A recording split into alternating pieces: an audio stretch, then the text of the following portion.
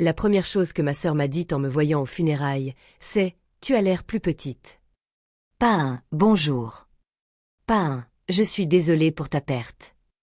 Juste ça. Je suis restée là, dans le hall de l'église, mon manteau toujours à la main. L'odeur des lys flottait dans l'air, comme un parfum sucré un peu passé. Les vitraux projetaient des taches de lumière colorée sur le sol en marbre. Et pendant une seconde, j'ai failli rire. Plus petite. Je venais d'enterrer mon père et elle s'inquiétait de mon apparence. Je n'ai pas dormi, ai-je murmuré. Eh bien, le stress, ça fait ça. Elle a esquissé un sourire compatissant, sans même regarder ses yeux. Mais au moins, c'est bientôt fini, non? Une fois que tout sera réglé. Je savais exactement ce qu'elle voulait dire. L'héritage.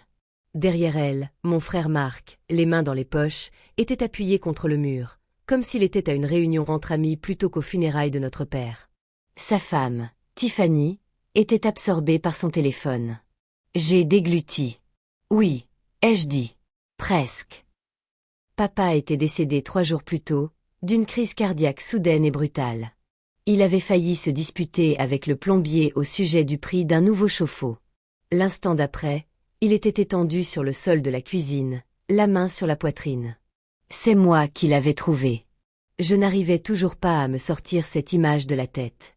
Sa tasse de café brisée sur le carrelage. L'odeur amère du café mêlée à la sensation métallique de la panique dans ma gorge. Mais mes frères et sœurs n'avaient rien vu. Ils sont arrivés à l'hôpital après que les médecins aient déjà constaté le décès. Marc est entré comme s'il était en retard à une réunion, en regardant sa montre. Mélissa pleurait, mais son mascara était resté impeccable. La première chose que Marc m'a demandé, c'est « Est-ce qu'il a fini les papiers avec l'avocat ?» Pas « Comment vas-tu ?» Pas ce qui s'est passé, juste les papiers. En grandissant, j'avais toujours été la discrète. Marc était le chouchou, le sportif vedette, bruyant et sûr de lui. Papa disait souvent, ce garçon pourrait vendre de la glace aux Inuits. Mélissa était la charmante. Élève brillante, pom-pom girl, le genre de fille que les professeurs adoraient et que les garçons se bousculaient pour impressionner. Et moi, j'étais là, la cadette, celle qui préférait lire aux fêtes, celle qui restait à la maison pour aider papa dans sa petite entreprise de construction quand Marc partait à la fac. Il faut bien que quelqu'un fasse tourner la maison, disait papa. Et je le croyais.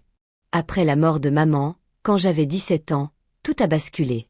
Marc avait déjà quitté la maison. Mélissa l'a rejoint 1 an plus tard. Soudain, il n'y avait plus que papa et moi. Il n'a plus été le même. Il se rasait moins souvent. La maison est devenue plus silencieuse. La télé restait allumée toute la nuit, même quand il ne la regardait pas.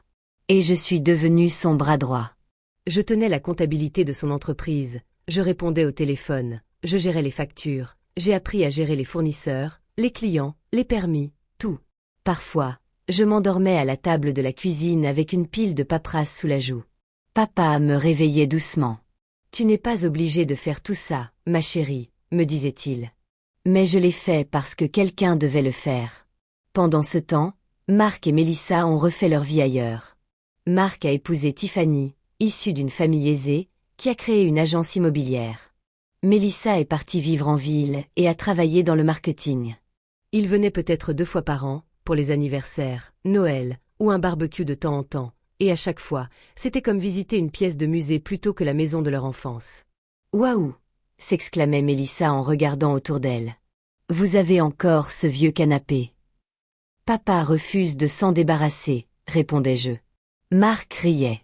Vous devriez moderniser. Cet endroit fait 13 années 90. Papa haussait simplement les épaules. Je l'aime bien, mais j'ai vu ses épaules s'affaisser après leur départ. Il y a 3 ans, la situation a empiré. L'entreprise de papa a connu un essor fulgurant. Un promoteur avait acheté un terrain à proximité et avait besoin de dizaines de petits travaux de construction. Terrasses, clôtures, abris de jardin, rénovation mineure. Pour la première fois depuis des années, nous étions débordés de travail. Et c'est à ce moment-là que Marc s'est soudainement intéressé de près à l'entreprise familiale. Il est arrivé un samedi matin, chemise impeccable, lunettes de soleil sur la tête. « Salut petit frère », dit-il en me tapotant l'épaule. J'ai entendu dire que vous étiez débordé. J'ai essuyé la sueur de mon front. Je construisais une clôture depuis l'aube. Oui, c'était la course. Il a inspecté le jardin comme s'il évaluait une propriété. Vous avez déjà pensé à vous développer, à faire venir des investisseurs. Papa est sorti du garage en s'essuyant les mains avec un chiffon. On s'en sort bien, a-t-il dit. Marc a esquissé un sourire forcé. Tu vois petit, papa. Ça pourrait être énorme. Il te faut juste quelqu'un avec une vision. Je savais ce que ça voulait dire. Quelqu'un comme lui. Les mois suivants, Marc a commencé à venir plus souvent. Il s'asseyait à la table de la cuisine et étalait des graphiques et des projections. Si on crée une société, on peut développer l'activité, disait-il. Je connais des gens qui investiraient, on pourrait doubler, tripler les bénéfices. Papa écoutait en silence. Puis il me jetait un coup d'œil. Qu'en penses-tu, fiston? Et je répondais toujours la même chose. On se débrouille bien comme ça. Marc levait les yeux au ciel. C'est bien le problème. Vous vous contentez du minimum. La dispute commençait après ça. Rien d'explosif, juste des petites remarques acerbes. À table, Marc disait « Tu sais, si tu me laissais gérer les opérations, on aurait déjà 3 nouvelles équipes. » Papa répliquait « Dans ce métier, ce n'est pas une question de taille. C'est une question de qualité. » Marc souriait en coin. « C'est pour ça que tu conduis encore ce vieux pick-up. » Je voyais la mâchoire de papa se crisper, mais il ne disait rien. Mélissa s'est jointe au concert de critiques peu après. Un week-end, elle est venue siroter un café au lait en faisant défiler son téléphone. « Tu sais, papa, dit-elle d'un ton désinvolte, Marc a raison. Tu devrais le laisser gérer les choses. Il comprend les marchés modernes. » Papa la regarda. « Et ton frère ?» demanda-t-il en me désignant d'un signe de tête. Elle haussa les épaules. « Il est doué pour les tâches quotidiennes. » Les tâches quotidiennes. Comme si j'étais un simple assistant. Je sentis mon visage s'empourprer, mais je restai silencieux. C'était mon habitude. Il y a 1 an, papa m'appela dans son bureau. C'était une petite pièce au fond de la maison, remplie de vieux plans et de dossiers poussiéreux. La lampe projetait une lumière jaune chaude sur le bureau. Il avait l'air fatigué, plus vieux que je ne l'avais jamais vu. « Assieds-toi, » dit-il. Je m'exécutai. Il croisa les mains. « Ton frère et ta sœur croient que je ne remarque pas ce qu'ils font. » Je ne dis rien. Il ne se manifeste que lorsqu'il est question d'argent, poursuivit-il. Mais toi, tu as toujours été là. Ma gorge se serra. Je suis ton fils, dis-je. Il esquissa un sourire. Oui, mais tu as aussi été mon associé. Ce mot me resta en travers de la gorge. Associé. 1 semaine plus tard, il avait rendez-vous avec un avocat spécialisé en droit de la famille. Je l'y conduisis. Assis dans la salle d'attente, je feuilletais un vieux magazine pendant qu'il parlait à huis clos. Quand il est sorti, il avait l'air soulagé. « Tout est réglé », a-t-il dit. Je ne lui ai pas demandé ce qu'il voulait dire, et il ne me l'a pas dit. De retour aux funérailles, la cérémonie s'est enfin terminée. Les gens sont sortis lentement, murmurant des condoléances. La musique d'orgue s'est éteinte. Marc a regardé sa montre une fois de plus. « Alors », a-t-il dit, « quand est-ce qu'on lit le testament ?» Mélissa a croisé les bras. L'avocat a dit « Demain matin, à son bureau. » Tiffany a enfin levé les yeux de son téléphone. « Bien. Je déteste que ça traîne en longueur. » Je les ai regardés fixement.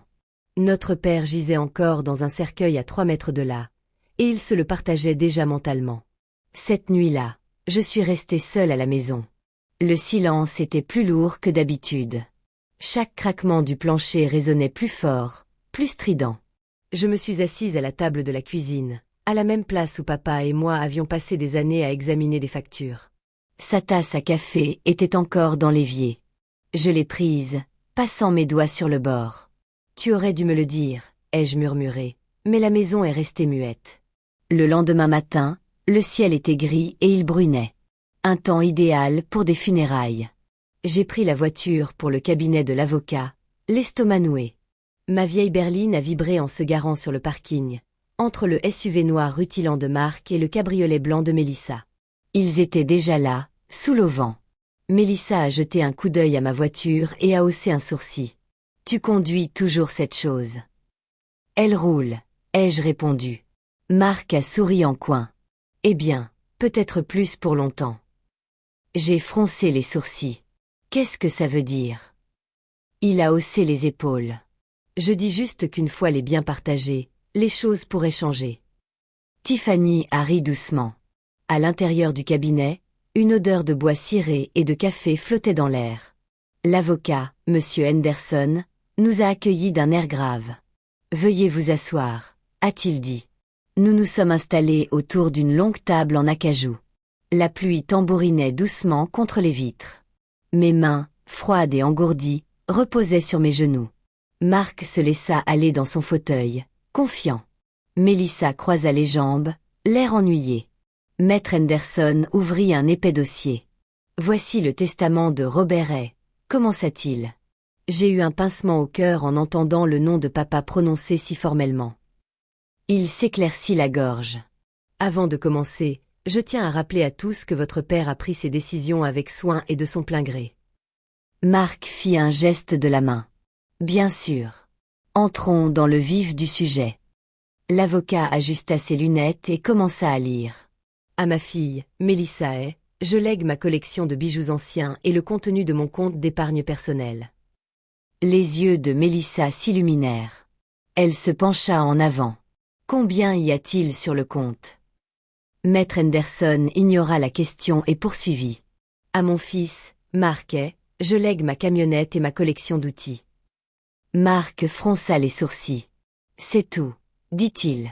L'avocat continua de lire. « Et à mon fils. » Il marqua une pause et me regarda droit dans les yeux. Mon cœur se mit à battre la chamade. La pièce me parut soudain trop petite. La pluie redoublait de force. « Et à mon fils, Daniel Hay. » Marc se pencha en avant, le regard dur. Mélissa retint son souffle.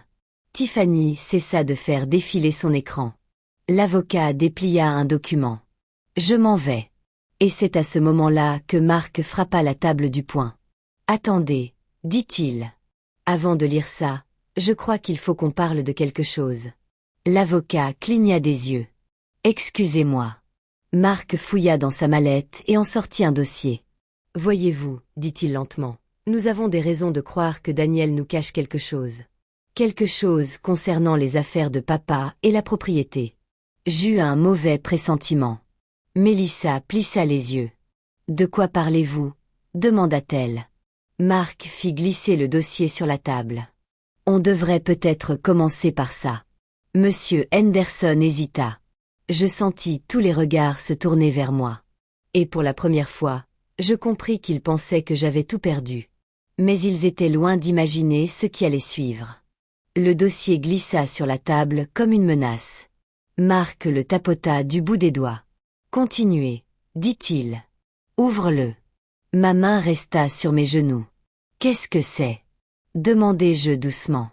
Mélissa se pencha en avant, la curiosité illuminant son visage. « Oui, Marc.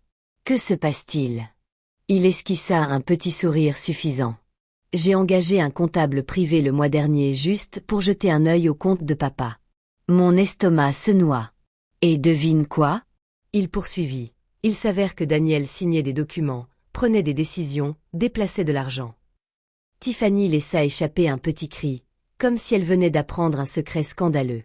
Les yeux de Mélissa s'écarquillèrent. « Tu es sérieux » Marc hocha la tête.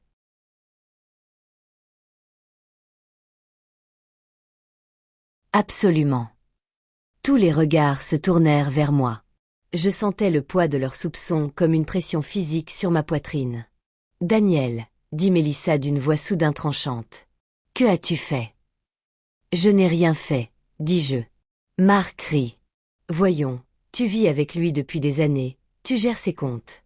Tu t'attends à ce qu'on te croie, toi qui n'as pas profité de la situation ?» L'avocat s'éclaircit la gorge. « Monsieur Hay, c'est tout à fait déplacé pendant la lecture du testament. » Marc l'ignora. « Non, je pense que c'est tout à fait approprié. Si Daniel a détourné de l'argent de l'entreprise, cela affecte ce qui reste pour nous tous. Mélissa hocha lentement la tête. C'est logique. Je l'ai fixé. Tu crois vraiment que j'aurais volé papa? Elle hésita. Eh bien, tu étais la seule présente. Cela me blessa plus que je ne l'aurais cru. Des années à aider papa, à sacrifier ma propre vie, mes propres projets. Et pour eux, je n'étais que la suspecte. Marc se pencha en avant, baissant la voix.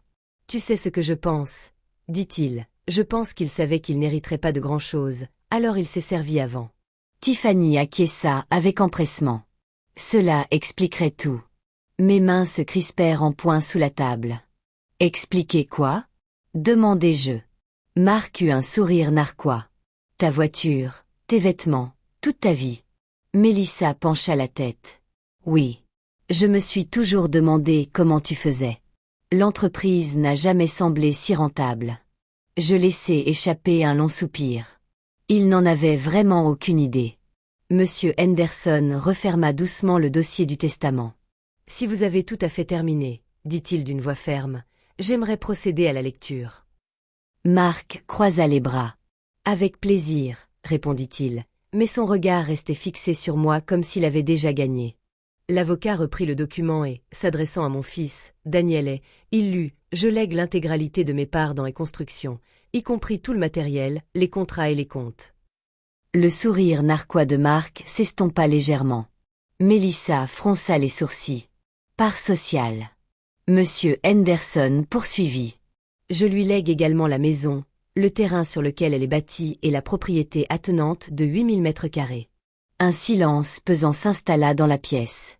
Même la pluie dehors sembla s'arrêter. Marc cligna des yeux. Quoi? Mélissa se redressa. Attendez. Quoi? Tiffany resta bouche bée. L'avocat ajusta ses lunettes. De plus, je lègue à Daniel le contenu de mon compte d'investissement. Marc frappa de nouveau la table du poing. Attendez. Combien y a-t-il sur ce compte? Monsieur Henderson baissa les yeux sur les papiers. Environ 3,8 millions de dollars. Silence. Lourd. Insoutenable. Mélissa murmura. 3,8 millions de dollars. Mon cœur battait la chamade. Marc pâlit. C'est impossible, dit-il. L'entreprise était petite. Il n'a jamais eu autant d'argent. Monsieur Henderson le regarda calmement. Votre père a vendu une partie des droits de développement futur de la société à un partenaire commercial l'année dernière. L'opération était extrêmement lucrative. Je me souvenais des longues réunions, des coups de téléphone, des piles de contrats. Papa m'avait fait confiance. Marc tourna lentement la tête vers moi. Tu étais au courant. J'avalai ma salive. Oui. La voix de Mélissa était faible. Et tu ne nous l'as pas dit? Tu ne nous as jamais posé de questions, dis-je. Marc se laissa tomber en arrière, abasourdi. Non, non, ça n'a aucun sens. L'entreprise était censée être divisée. Nous en avons parlé pendant des années. Monsieur Henderson secoua la tête. Votre père a modifié son testament après cette réunion. Il a été très clair. Le visage de Mélissa se durcit. Alors, il a tout donné à Daniel. L'avocat ne répondit pas. Ce n'était pas nécessaire. Soudain, Marc saisit le dossier qu'il avait apporté. Eh bien, dans ce cas, c'est encore plus important, dit-il. Parce que si Daniel a mal géré les fonds, tout le testament pourrait être contesté. Il poussa le dossier vers l'avocat. Regardez ces documents. Monsieur Henderson l'ouvrit. Il parcourut les pages du regard en silence. Puis il leva les yeux. Ce sont des virements courants, tous dûment signés et enregistrés. Marc fronça les sourcils. Quoi? L'avocat tourna les pages. Votre frère ne volait pas. Il transférait de l'argent sur le compte d'investissement. Celui que votre père vient de lui léguer. La mâchoire de Marc se crispa. Alors, il se servait lui-même. Non, l'avocat dit qu'il faisait exactement ce que votre père lui avait demandé. Mélissa me regarda, l'air perplexe. C'est vrai? J'acquiesçai.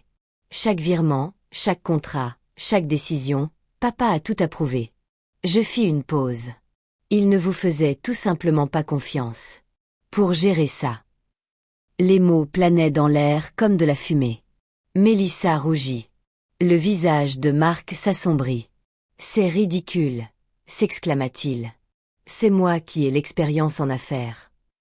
Ah bon, demandai-je doucement. Il me fusilla du regard. Qu'est-ce que ça veut dire? Je croisai son regard. Tu es arrivé quand il y avait de l'argent à gagner. Moi, j'étais là quand il n'y en avait pas. Mélissa ricana.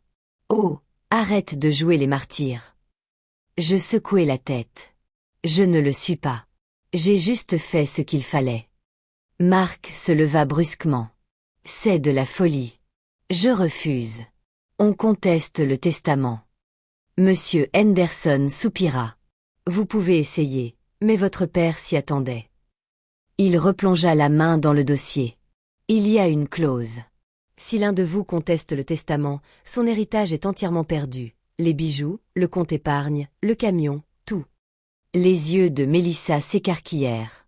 Vous plaisantez. Je ne plaisante pas, dit l'avocat. Marc se rassit lentement.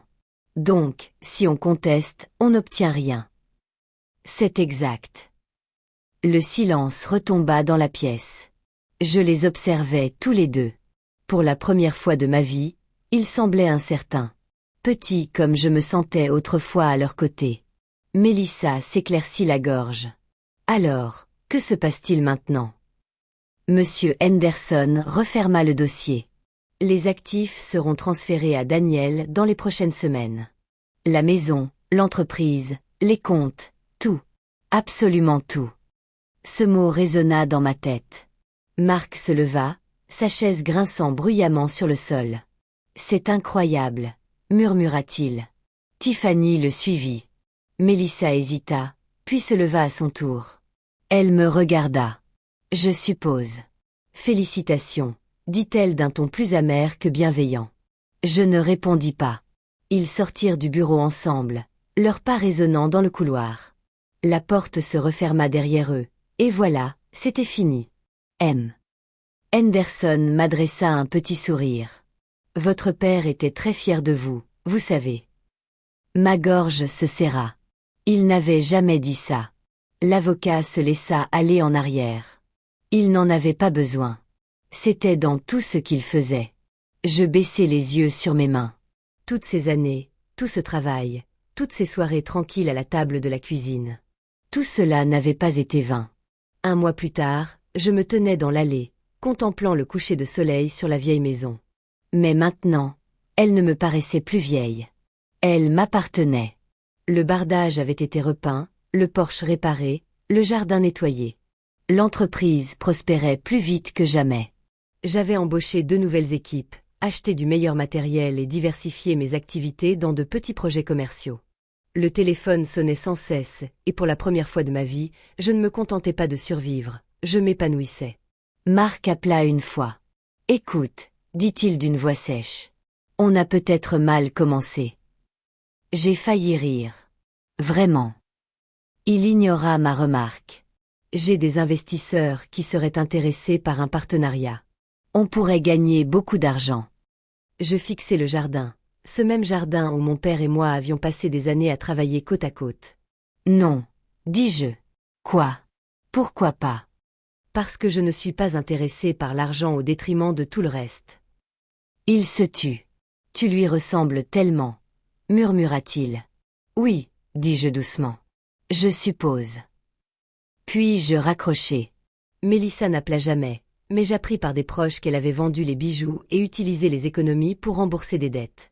Je ne ressentais plus de colère envers elle, juste de la distance. Un soir, j'étais assise à la table de la cuisine avec une tasse de café, dans la vieille tasse de papa, celle-là même que j'avais tenue la nuit suivant les funérailles. Mais cette fois, la maison ne me semblait pas vide. Elle était paisible, comme s'il était encore là, quelque part, dans les murs, sur le sol, dans l'odeur de sueur. Tu avais raison, murmurai-je.